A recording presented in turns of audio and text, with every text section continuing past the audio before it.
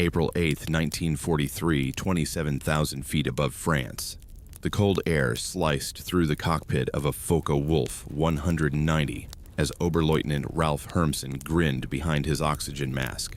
Below him, a formation of clumsy-looking American fighters lumbered upward, their oversized propellers chopping the thin air. He radioed his wingman with a chuckle. "They've sent us flying milk bottles."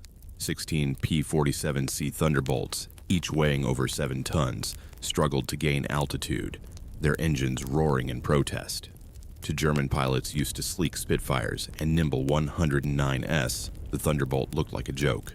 What Hermsen didn't know was that he was looking at the weapon that would eventually erase the Luftwaffe from the skies.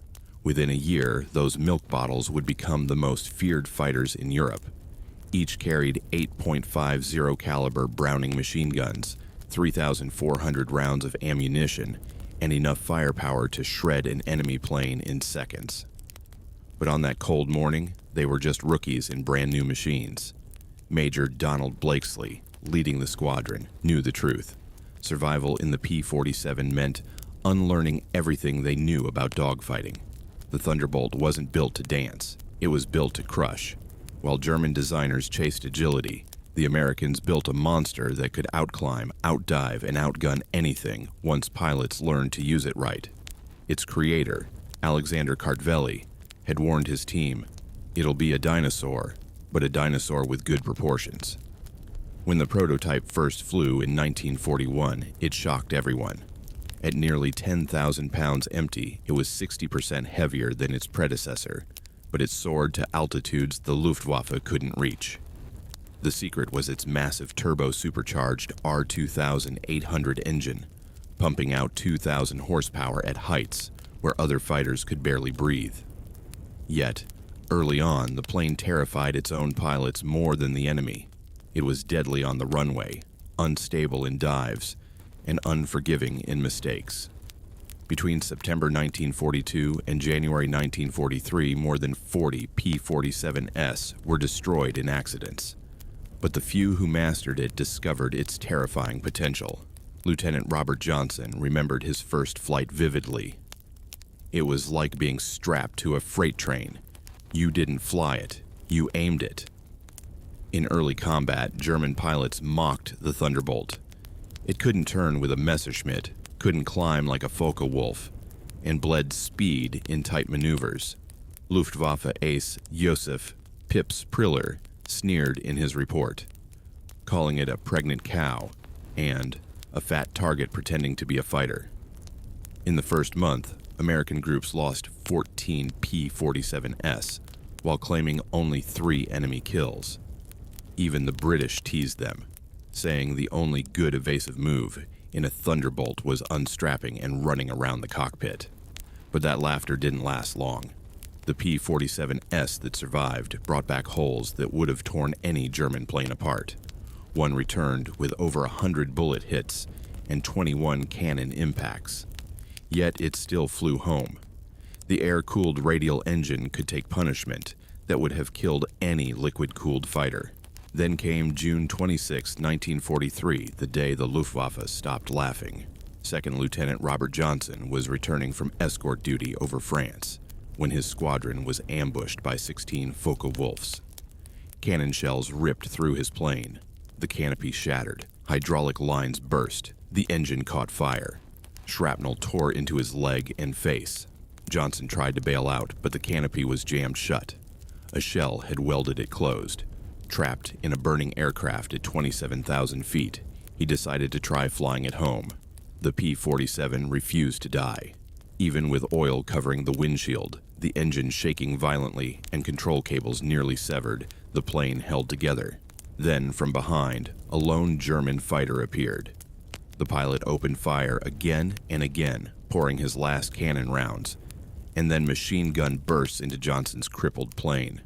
When he ran out of ammo, he flew beside Johnson, staring in disbelief.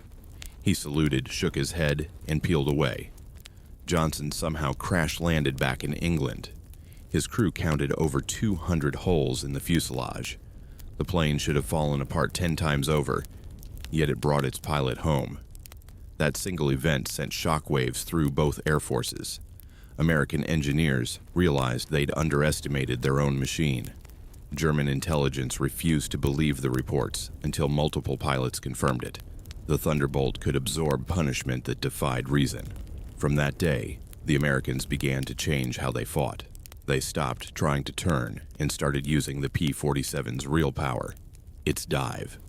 Nothing in the Luftwaffe could catch it once it pointed down. At 30,000 feet, a Thunderbolt could dive past 550 miles per hour, faster than any German aircraft could, safely follow. Using that, pilots like Colonel Hubert Zemke created new tactics. Climb high, attack from above, dive, destroy, climb again. They called it boom and zoom. The Germans called it hell. The air filled with the deep roar of the Thunderbolts diving at supersonic edge. And then, silence, followed by the metallic scream of 8 Brownings unleashing a storm of bullets. Survivors said facing them was like flying into a wall of lead. Planes didn't just go down, they disintegrated. Each burst created a 6-foot sphere of death. Anything inside simply ceased to exist. The Germans first truly grasped what they were up against during the August 17th, 1943 raids on Schweinfurt and Regensburg. The mission was brutal, deep into German airspace, and the Luftwaffe sent everything it had. Major David Schilling and his Thunderbolts dove from high altitude to protect the bomber stream, straight into a formation of twin-engine Me-110S, armed with heavy cannons and rockets. What happened next turned disbelief into terror. One German gunner later described it, "The Americans came down like hammers from heaven. I fired at one and hit him many times. He didn't even flinch. Then he fired. The plane ahead of me exploded, just vanished." In less than a minute, 8 German fighters were gone. The Luftwaffe had never seen such raw firepower. At 300 yards, all 8 guns converged into a storm that shredded metal, ripped wings from fuselages, and ignited fuel tanks instantly. Each P-47 could keep firing for over half a minute, far longer than the short bursts of cannon-armed German aircraft. When the Thunderbolts lined up their targets, the result wasn't combat. It was execution. By late 1943, Luftwaffe aces started noticing something even worse. The higher the fight, the stronger the Americans got. The Thunderbolt's turbo-supercharger kept its engine at full strength above 30,000 feet, where German engines gasped. On October 8, 1943, one of Germany's top aces, Hans Philipp, led his squadron against a formation of B-17S at altitude. He never came back.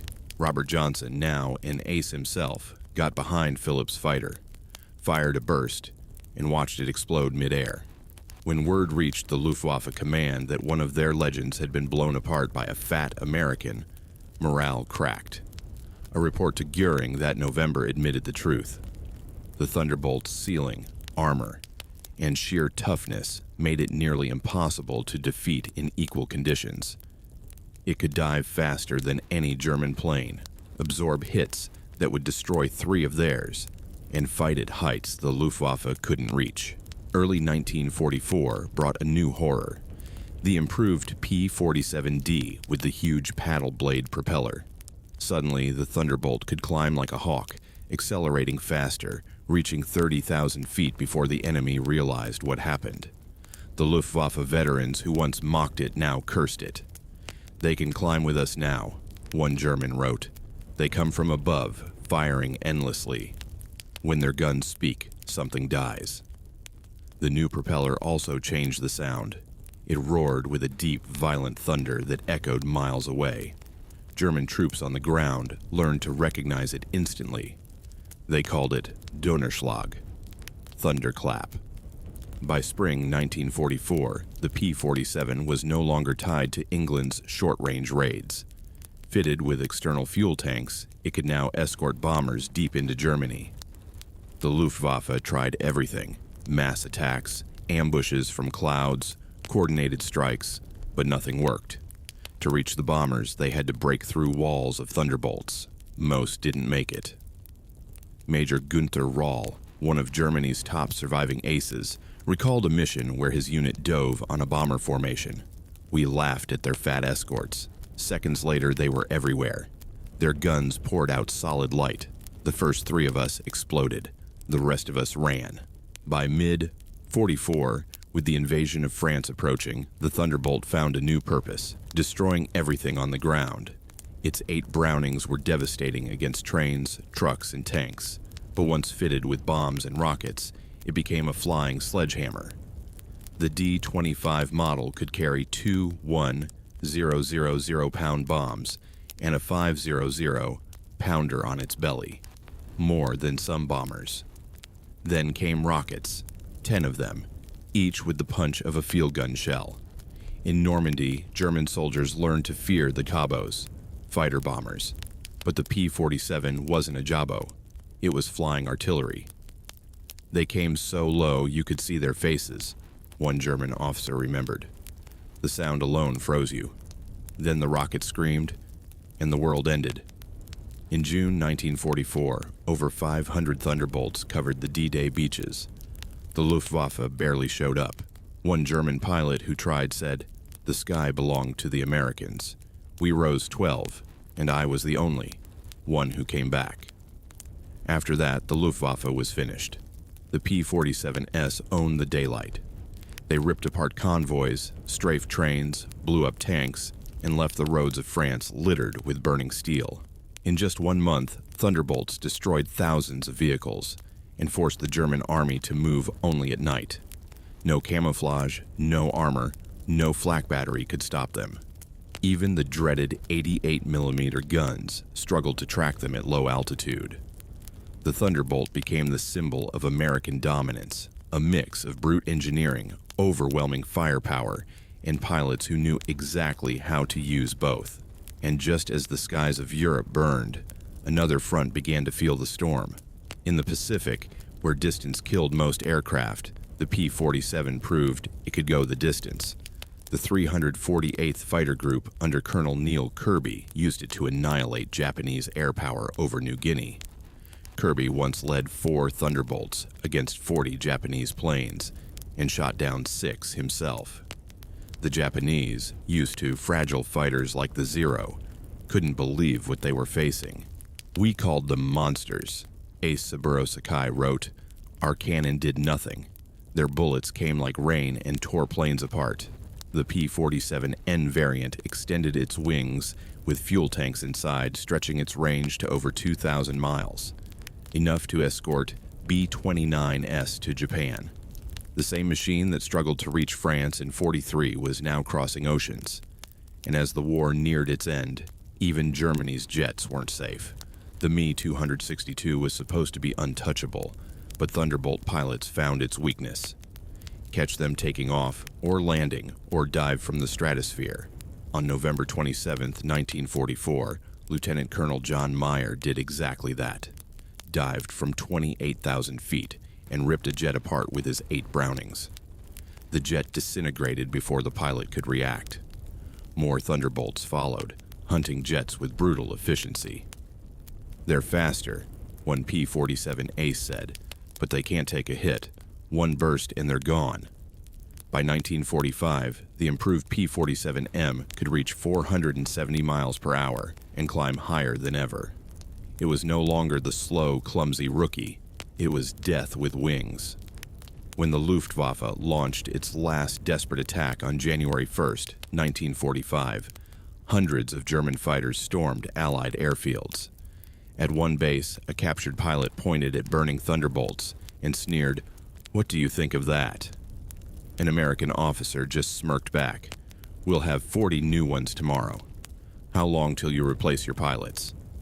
Within 2 days, new P-47S filled the airfield. Germany lost 271 planes and over 200 of its last skilled flyers. The Americans lost 134 aircraft and replaced every single one within a week. That was the difference. The Luftwaffe was bleeding to death, and America could build more Thunder than Germany could bury. By early 1945, the skies over Europe belonged entirely to the Americans, and the Thunderbolt was the hammer that drove the final nails into the Luftwaffe's coffin. Republic aviation had turned war production into an art form. Factories in Long Island and Indiana were rolling out a brand new P-47 every hour. By the war's peak, 15,000 of these metal beasts thundered across the world's skies. Each one was built from 65,000 parts, miles of wiring, and an engine so powerful it could tear itself apart if mishandled. And they weren't just making planes.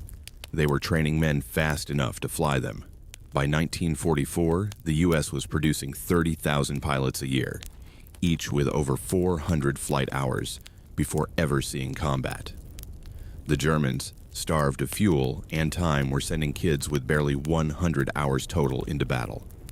The result was slaughter. American pilots arrived knowing how to fight in formation, read instruments, and master energy tactics. The Luftwaffe, once the most feared air force in the world, was now running on fumes, literally. Their aces were dead, their fuel reserves were gone, and their new pilots were terrified.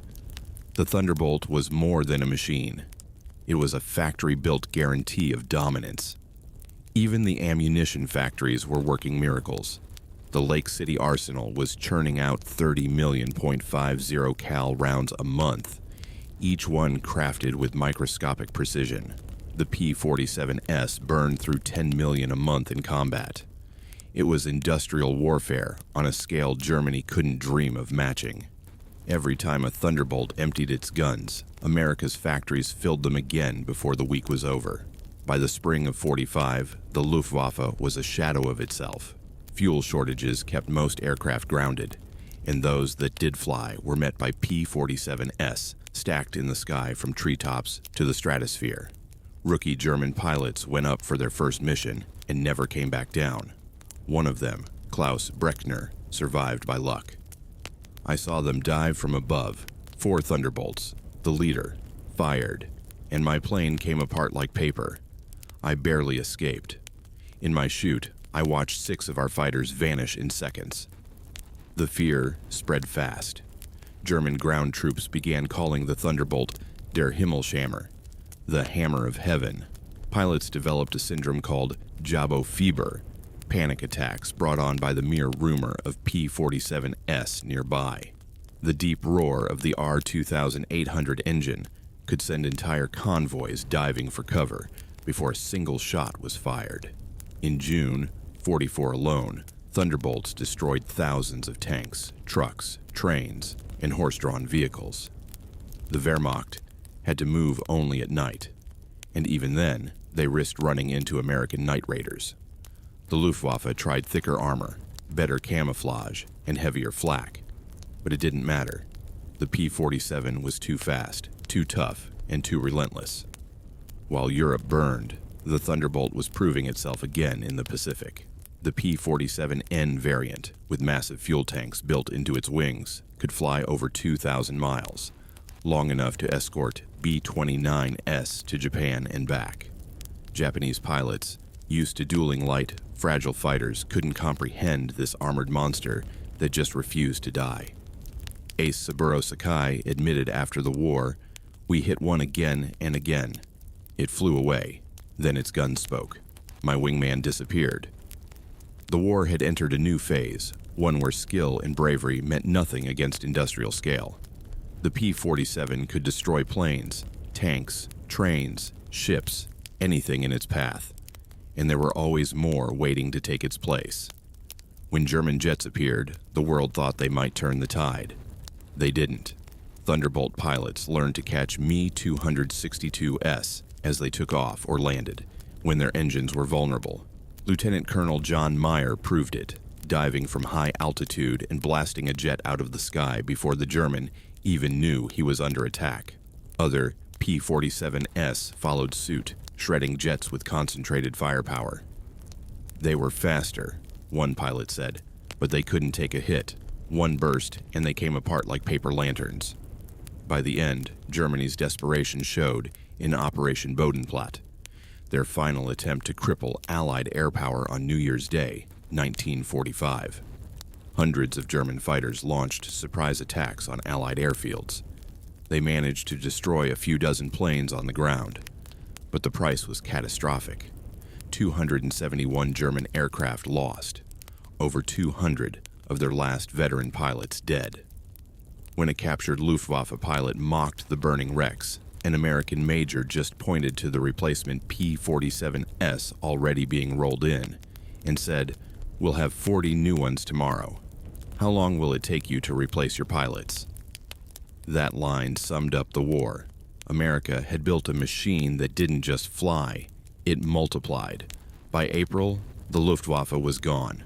Fuel was gone. Morale was gone.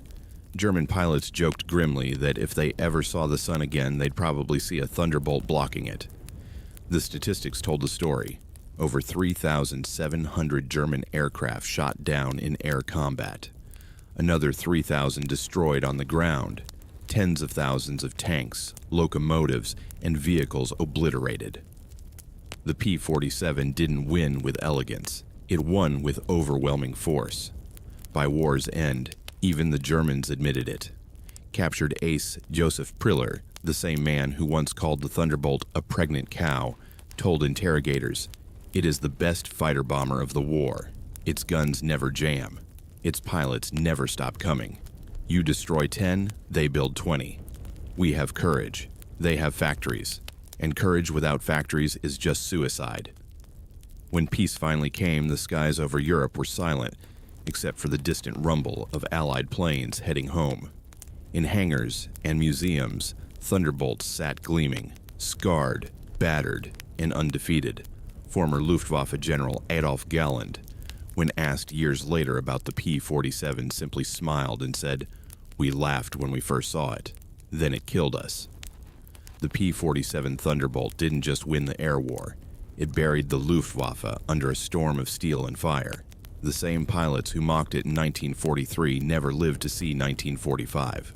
The thunder had spoken, and from that day on, the sky belonged to America. Even after peace settled over Europe, the Thunderbolt refused to fade quietly into history. It kept flying across the world. France, Brazil, Mexico, Italy, even post-war Germany, all using hand-me-down P-47S that still looked and sounded like skyborne monsters.